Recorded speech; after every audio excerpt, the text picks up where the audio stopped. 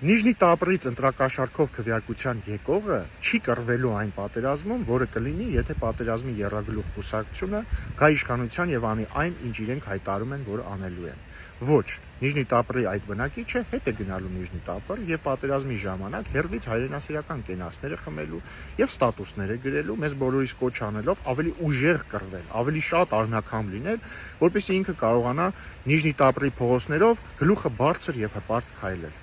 Իսկ դուք եւ մենք բոլորս, սիրելի ժողովուրդ, այդ պատերազմում կռվելու ենք։ Մենք, մեր հայրերը, եղբայրները, որդիները, հորեղբայրները, հորեղբոր որդիները կռվելու ենք այդ պատերազմում։ Նիժնի Տապրի այդ ընտրակաշարքով ընտրող բնակիչը Նիժնի Տապրում ընտրության իրավունք չունի։ Նա չի կարող ընտրություն կատարել այնտեղ։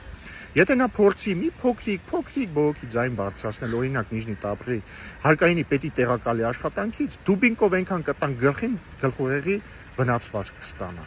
Բայց դուք, սիրելի ժողովուրդ, այդ ընտրության իրավունքը ունեք։ Մենք այդ ընտրության իրավունքը ունենք։ Հետևաբար հունիսի 7-ին իրացրեք այդ իրավունքը եւ պաշտպանեք այդ իրավունքը։ Պաշտպանեք ձեր ընտրելու իրավունքը, պաշտպանեք խաղաղությունը, տեր կանգնեք խաղաղությանը։ Ընտրակաշարք տվողների եւ վերցնողների միջև եւ Հայաստանի Հանրապետության միջև, ձեր պետության միջև, ընտրեք պետությունը, ընտրեք Հայաստանի Հանրապետությունը, ընտրեք խաղաղությունը, անկախությունը, ինքնիշխանությունը, ընտրեք արդարությունը։